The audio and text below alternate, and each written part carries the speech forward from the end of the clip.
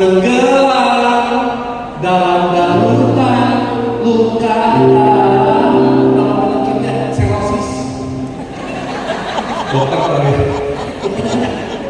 Berapa banyak orang Katolik yang tak terluka hatinya, tersinggung, baperan. Suatu ketika dalam sebuah refleksi, seorang ibu datang sama saya, Pak Tony, saya mau mundur dari semua pelayanan saya. Saya terlalu sakit, saya terlalu dikecewakan selama saya melayani Tuhan. Saya mau mundur dari semua pelayanan saya. Wow, kayak gitu. Saya tahu ibu ini tuh pengen dapat jawaban begini-begini dari saya. Jangan mau, di sini aja dulu, pengennya begitu. Tapi saya berbalik dengan sebuah pertanyaan.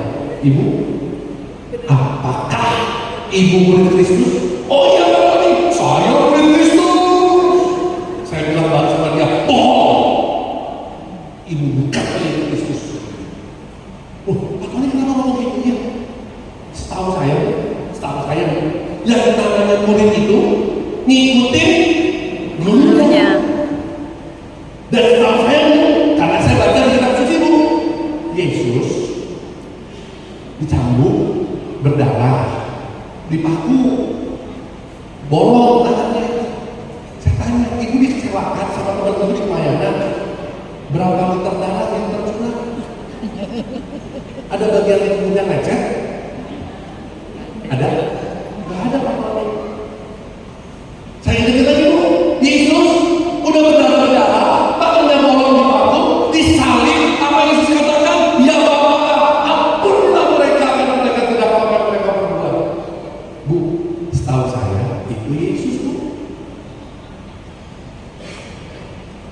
Jadi kalau ibu mengatakan baru disakiti, baru difitnah, baru diapain lagi, baru diomongin orang, lalu ibu langsung aja dengan semua mundur dari pelayanan, berarti dia bukan murid Kristus sejati karena dia tidak pernah hidup dalam pelayanan. Itu semua indikator bahwa dia tidak hidup di dalam kasih Allah. Siapa itu? Dan itu indikator dia bukan sedang melayani Tuhan, dia sedang melayani diri sendiri.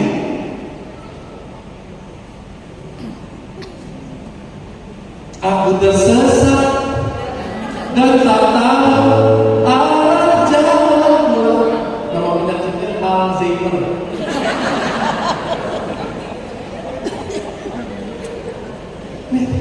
Berapa banyak orang Katolik yang tersesat dan gak tahu jalan pulang? Bukan pulang ke rumah yang ada istri sendiri, pulang ke istri orang lain. Anda tahu? Gila luar biasa. Saya barusan di hotel, tiba-tiba dari setelah di Instagram muncul ada account IG perselingkuhan Indonesia atau apa gitu. Semua isinya konten berita-berita perselingkuhan, yang istri melabrak suaminya, suami melabrak istrinya, sama pelakor begitu-gitu. Cerita begitu, ada followernya pun ratusan ribu. Tapi saya melihat gereja Purbowardaya, followernya kok gak ada 100 ribu. Yang perselingkuhan gak ada tahu. Berapa banyak orang Katolik yang tersesat dan datang jalan Tuhan? Di Jakarta, di dunia digital seperti ini, masih ada kejadian doa sama Tuhan Yesus, berdoa sama Bunda Maria tidak dikabulkan, lalu dia lagi mendengarkan temannya mengatakan, bro, gue ngapain berdoa terus November? Tuh, gue punya temen, dia seorang typer paranormal, cun. Lu datang ke orang pintar itu, ya, tersesat orang. Harusnya devosinya ke gunung Awali, ini malah ke gunung Kamu. Tersesat. Kenapa? Karena nggak hidup dalam Tuhan. Pertanyaannya, bagaimana kehidupan Anda hari ini? Jangan-jangan kalau hari ini Anda sedang dalam kondisi jalan buntu, Anda sedang banyak masalah, coba cek. Apakah Anda mendasari hidup Anda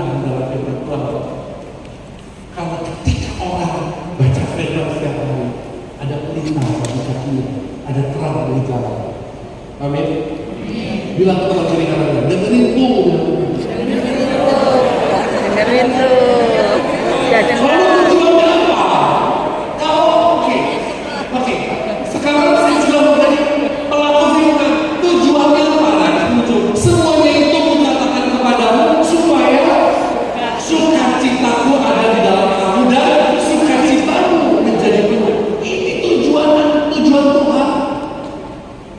Dan ini janji Tuhan, amin. Bisa Tuhan, saudara. Kasih Tuhan. Unconditional tidak bersyarat, tapi saya mengingatkan janji Tuhan selalu bersyarat.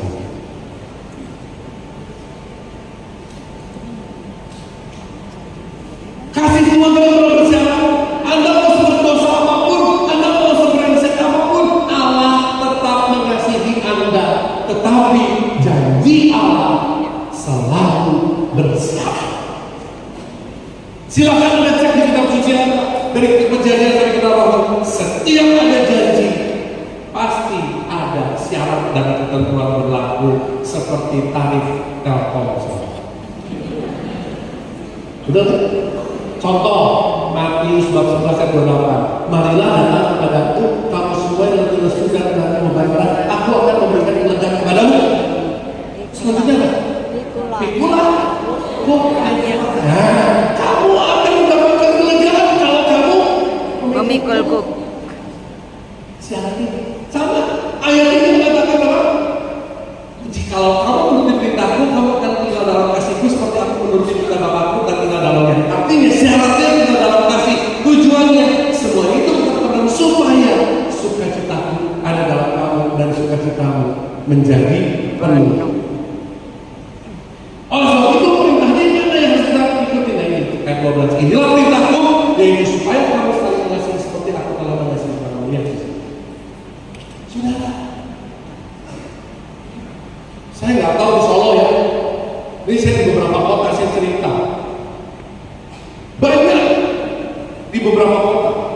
Selain Solo, saya nggak tahu di Solo. Antar komunitas kategori saling berantem.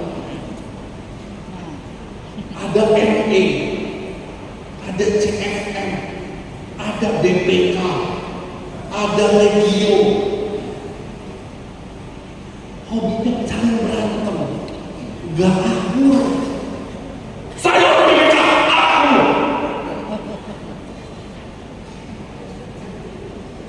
Saya CFM, kamu. Apakah itu? Saudara, satu hal. Ini adalah pekerjaan si iblis. Ini kerjaan si jahat. Si jahat gak mau kita bersatu dalam gereja Katolik dan satu kudus Katolik dan Apostolik itu. Karena iblis punya prinsip. Kalau iblis tidak berhasil membawa Anda menjadi orang yang berdosa, maka iblis akan membuat Anda merasa kudus. Kalau iblis tidak berhasil membuat Anda jatuh dalam dosa, iblis akan membuat Anda merasa paling benar dalam gereja. Sehingga komunitas yang lain salah, komunitas yang lain mengganggu, komunitas yang lain lebih jelek dari komunitas itu. Saya perlu ngomong ini. Kenapa? 4 tahun terakhir pelayanan saya banyak di seputar konflik di persekutuan doa, di komunitas-komunitas, dan isinya hanya saling membenci satu sama lain. Tidak ada kesatuan, tidak ada kesatuan dalam gereja.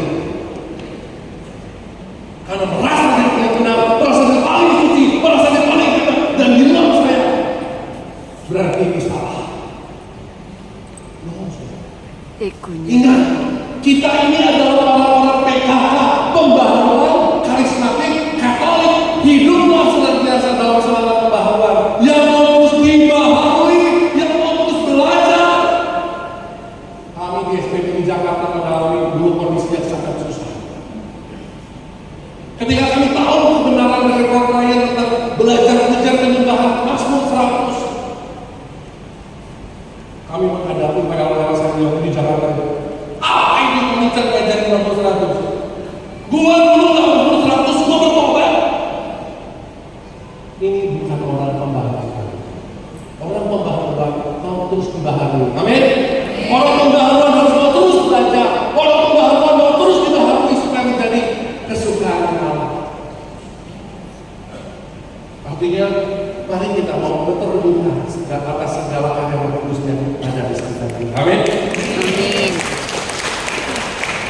Dan terakhir, tidak ada kasih yang lebih besar daripada kasih seorang yang memberikan nyawa untuk sahabat-sahabatnya. Kamu adalah sahabatku jikalau kamu berbuat apa yang kuperintahkan kepadamu.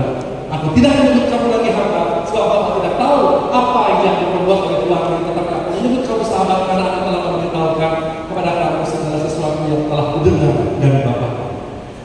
Saya mau bertanya pada mereka di malam hari ini, siapa di tempat ini yang merasa Yesus adalah sahabatnya? Oh, ada yang ngangkat, ada yang ngangkat. Apa dia? Sekali lagi saya tanya, siapa yang merasa di tempat ini hari ini yang merasa bahwa Yesus engkau adalah sahabatmu? Siapa? Ayo.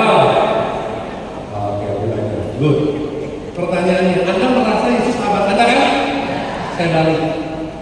Yesus kira-kira merasa Anda sahabatnya? Ini rapor. Sekarang saya tanya lagi. Siapa di tempat ini yang percaya sama Tuhan? Ya percaya dong. Pertanyaan saya gitu. Balik lagi. Kira-kira Tuhan percaya nggak sama kita? Percaya.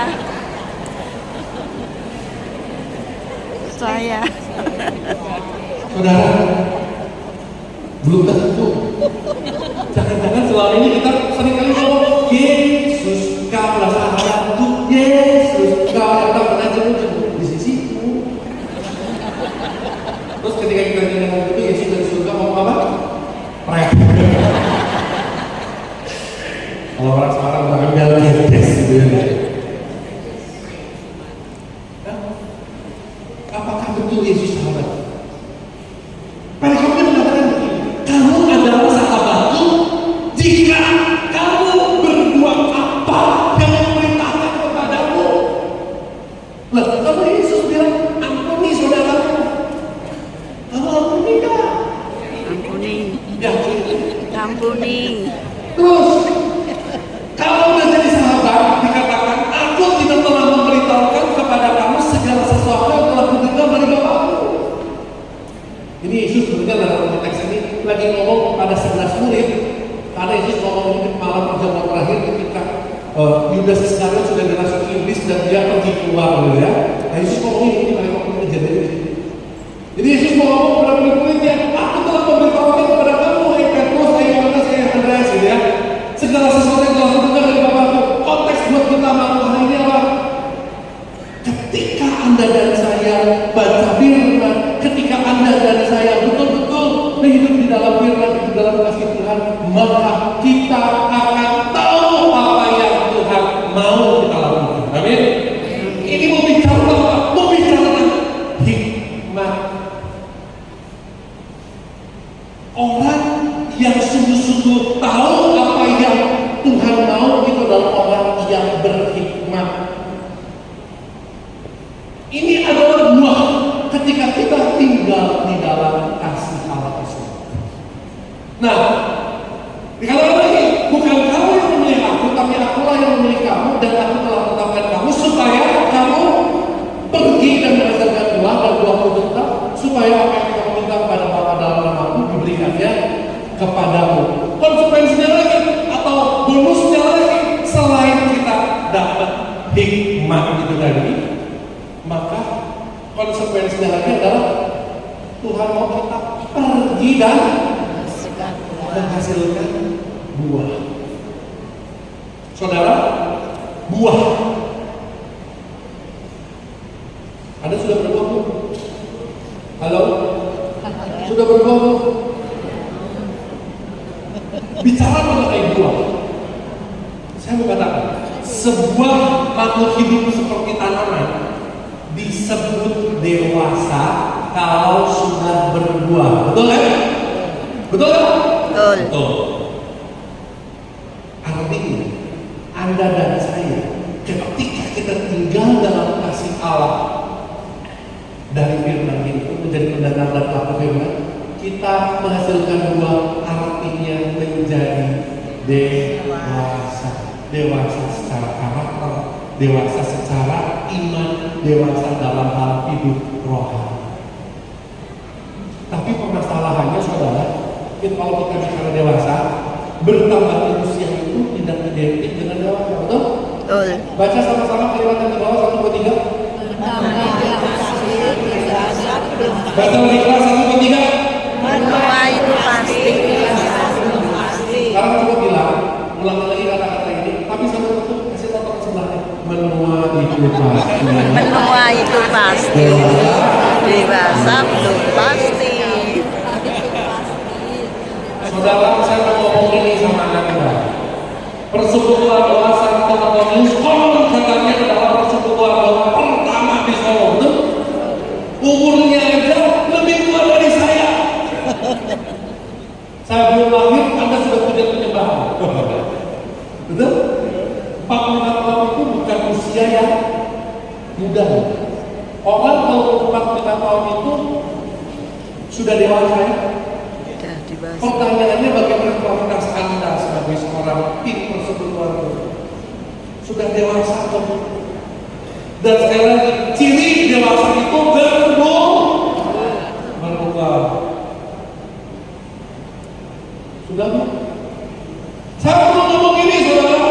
Kenapa? Saya banyak pernah masuk persekutuan doa.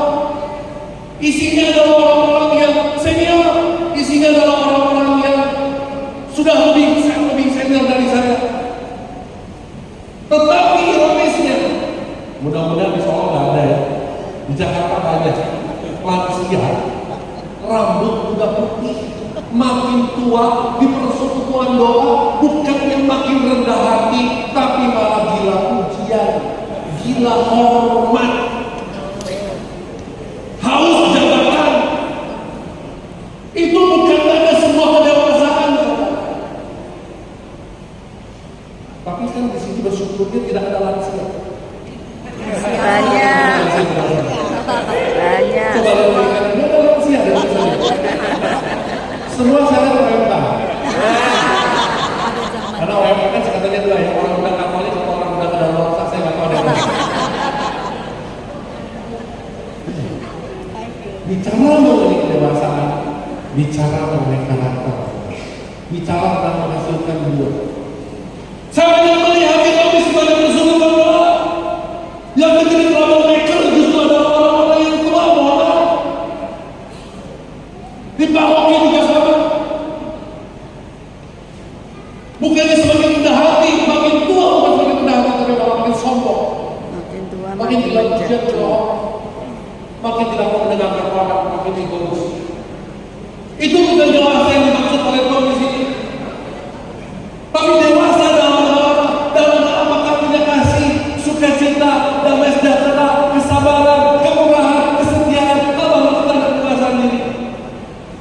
Kasih, sukacita, damai sejahtera, kesabaran, kemurahan, kebaikan, kesetiaan, kelemah lembutan, penguasaan diri. Inilah buah Roh Kudus mengalir dalam hidupku. Ku mau hidup dipimpin Roh Kudus setiap hari. Anda yang devosi sama Roh Kudus, Anda yang udah bisa berbahasa lidah, berbahasa roh, tapi kok banyak saya perhatikan orang hebat berbahasa roh, tapi sama sekali tidak ada buah roh. Yuk, di momen awal tahun ini, mari kita refleksi dalam hidup kita masing-masing. Apakah Anda dan saya sudah dewasa dan berbuah atau belum? Yang kedua yang saya mau ngomongin masalah kedewasaan. Banyak orang keluar dari satu persekutuan doa, keluar dari satu komunitas. Alasannya kenapa kamu tidak ada komunitas? Saya tidak bertumbuh.